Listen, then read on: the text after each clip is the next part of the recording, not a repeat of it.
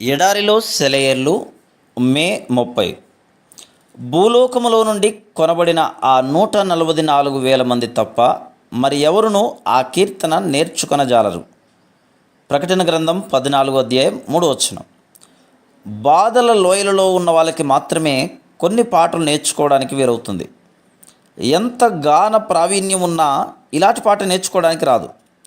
స్వరంలో ఎంత శ్రావ్యత ఉన్నా ఇతరులు దీన్ని సరిగ్గా పాడలేరు. దీని సంగీతం హృదయంలో నుండే వస్తుంది. ఇది వ్యక్తిగతమైన అనుభవాల్లో పుట్టి కంఠస్థమైన పాట. గతించిన కాలపు అంధకార భారాన్ని తలుపుకి తెచ్చే పాట ఇది. నిన్నటి కాలపు రెక్కలు కట్టుకుని పాట ఈ రోజులోకి ఎగిరి వస్తుంది. పరిశుద్ధుడైన యోహాను రాస్తున్నాడు, పరలోకములో కూడా ఒక పాట ఉంటుందట. విమోచింపబడిన మానవులే ఆ పాట పాడగలరట. ఇది నిస్సందేహంగా విజయగీతమే. మనల్ని విముక్తుల్ని చేసిన యేసుక్రీస్తు విజయాన్ని గురించిన పాట. అయితే ఆ విజయోత్సవం అందరికీ కలగాలంటే కలగదు. ఒకప్పుడు గొలుసులతో బంధింపబడి ఇప్పుడు స్వేచ్ఛగా ఉన్నవారిదే విజయోల్లాసం.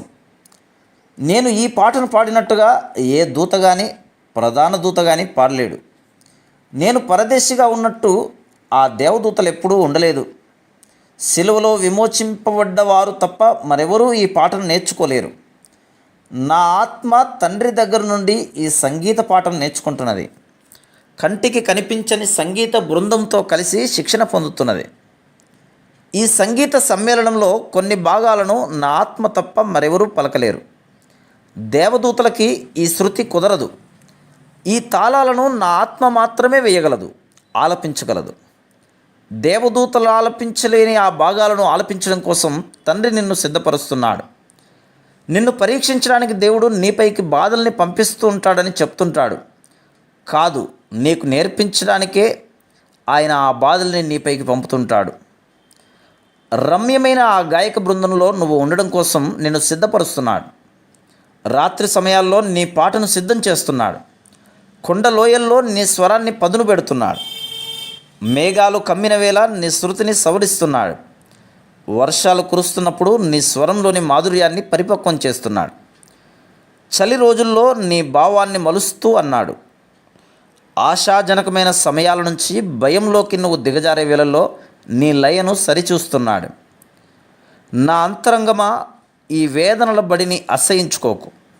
అందులో నువ్వు పొందిన శిక్షణే రాబోయే కాలంలో పరలోకంలో వినిపించబోయే సార్వత్రికమైన రాగంలో నీ వంతు నువ్వు పాడగలగడానికి సహాయపడుతుంది. కాలరాత్రి నిలువున కమ్ముతున్నదా? కటిక చీకటి కరక్షంగా కప్పుతున్నదా?